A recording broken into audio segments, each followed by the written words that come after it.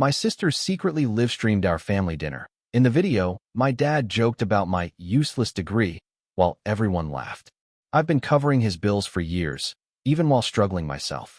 So I finally cut him off, and now he's furious. I, 29 discovered something that shattered my entire perception of my family 3 weeks ago, and I'm still processing the betrayal. What started as a routine evening turned into the catalyst for the most difficult decision I've ever made. I work as a social worker with a master's degree in social work, a profession that doesn't exactly scream financial success but provides meaning I wouldn't trade for anything. The pay is modest, especially considering I've been quietly supporting my father's mounting medical bills and household expenses for the past 4 years since his early retirement due to health issues. Between my student loans, rent, and his financial needs, I live paycheck to paycheck, but I never complained because family comes first. My sister runs a lifestyle blog and has been building her social media presence for years. She's always been the golden child, the one who married well and lives in the suburbs with her successful husband. During family gatherings, she often films content, but we all assumed it was just casual family moments for her personal accounts. That Tuesday evening, I was scrolling through social media during my lunch break when a friend sent me a link with a message asking if this was my family.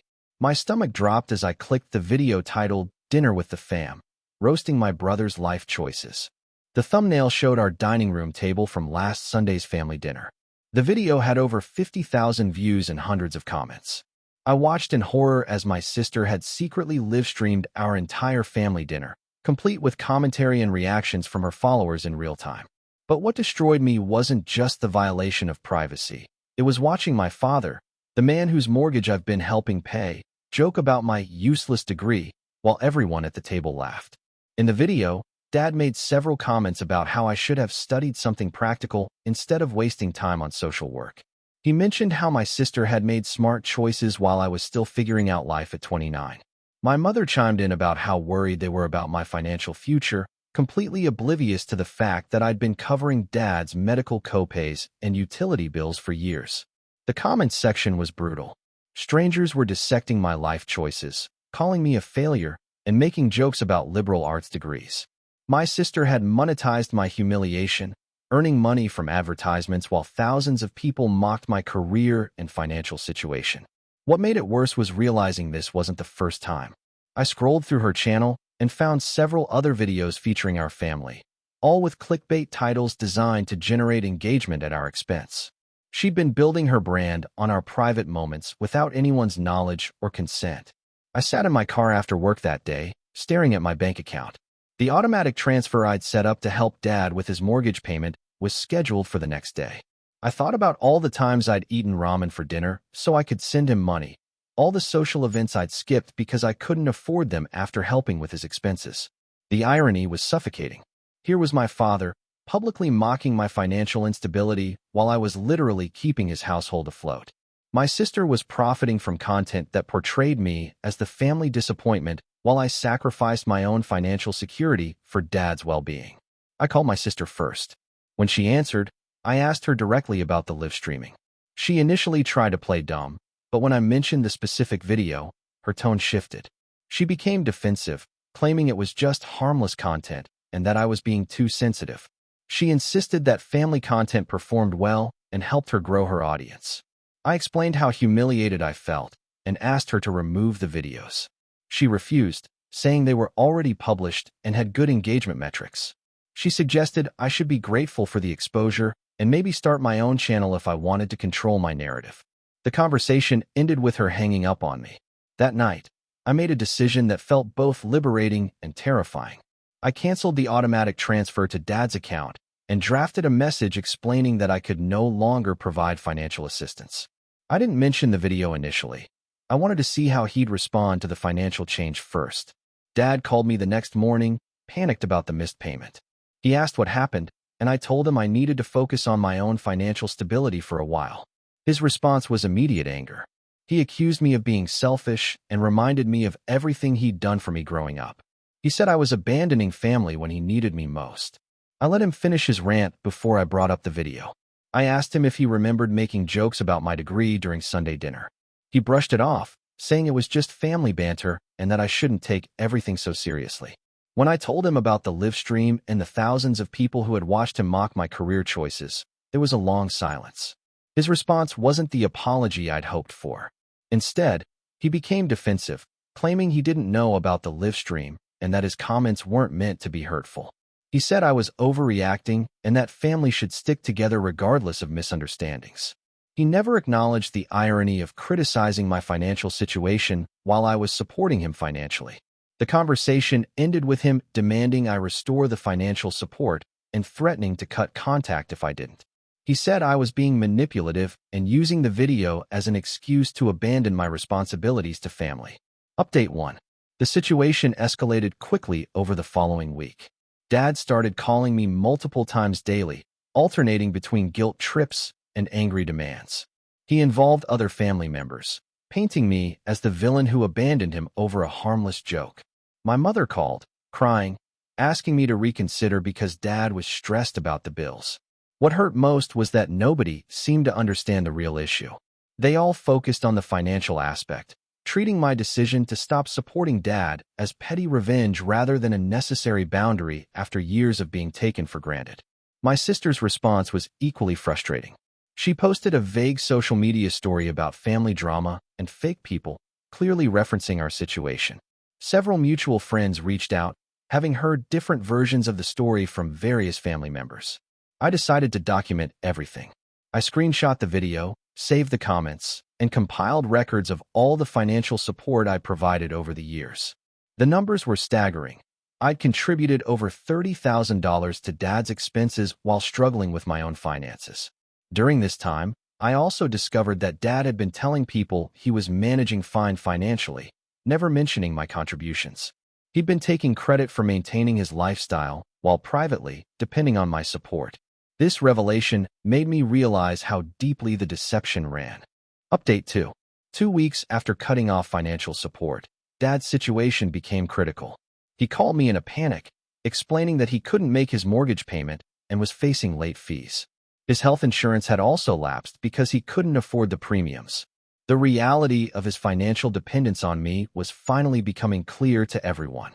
My mother begged me to reconsider, but I stood firm. I explained that I wasn't punishing Dad for the video alone. I was establishing boundaries after years of being financially exploited while being publicly humiliated. I told her that if Dad wanted my help, he needed to acknowledge what he'd done and show genuine remorse. My sister finally removed the original video, but only after I threatened legal action for filming me without consent. However, she refused to apologize, claiming she was just trying to build her brand and that I was sabotaging her success. The family dynamics shifted dramatically. Extended family members who had heard Dad's version of events started reaching out to me directly. Several cousins admitted they'd always wondered how Dad maintained his lifestyle on his limited income. Others shared their own experiences of being financially exploited by family members. Dad's health scare during this period added another layer of complexity. He had a minor cardiac episode that required hospitalization, and the medical bills started piling up. Family members pressured me to resume financial support, arguing that his health was more important than our disagreement. Update 3. The breaking point came when I learned that Dad had started a GoFundMe campaign, claiming he was a struggling retiree abandoned by his ungrateful son. He painted himself as a victim of family betrayal without mentioning the years of financial support I provided or the circumstances that led to my decision. The campaign description was manipulative and one-sided, designed to generate sympathy and donations. Several family friends and distant relatives contributed, believing they were helping a man in genuine need. Dad was essentially crowdfunding his lifestyle while portraying me as the villain. I felt compelled to share my side of the story. I created a detailed post explaining the situation, including screenshots of the video comments and documentation of my financial contributions over the years. I didn't share it publicly but sent it to close family members and friends who had been asking questions. The response was mixed but enlightening. Several people expressed shock at learning about my financial contributions and the extent of Dad's dependence on my support. Others criticized me for airing family business, regardless of the circumstances. My sister's reaction was predictably dramatic. She accused me of trying to destroy Dad's reputation and claimed I was weaponizing social media just like I'd accused her of doing. She threatened to expose more family secrets if I didn't back down. The most surprising response came from my mother. After seeing the documentation, she admitted she hadn't realized how much I'd been contributing financially.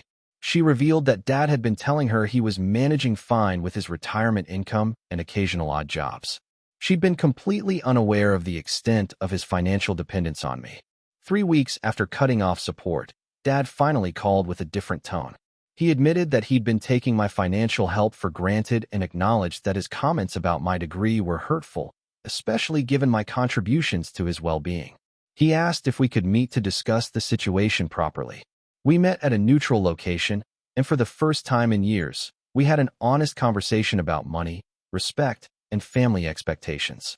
Dad admitted he'd been embarrassed about needing financial help and had been overcompensating by criticizing my choices publicly. He acknowledged that his behavior was hypocritical and hurtful. However, he also expressed frustration about his financial situation and health concerns. He felt trapped between his pride and his practical needs, and my sudden withdrawal of support had forced him to confront realities he'd been avoiding.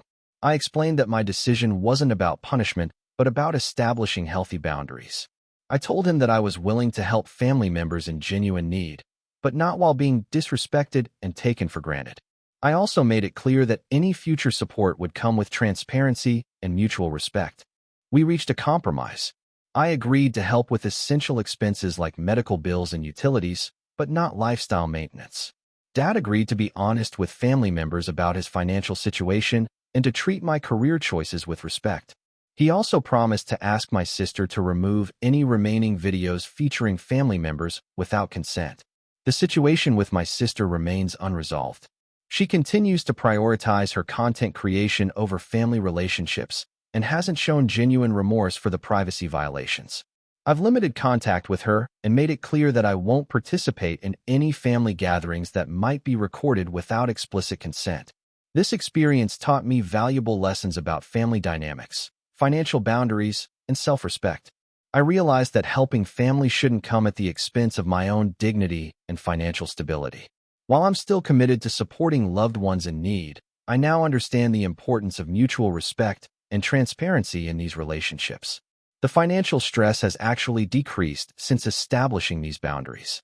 Without the pressure of covering Dad's expenses, I've been able to focus on my own financial goals and even started building an emergency fund. My mental health has improved significantly since removing myself from the toxic dynamic of being financially exploited while being publicly disrespected. Looking back, I wish I'd addressed these issues years ago instead of allowing resentment to build.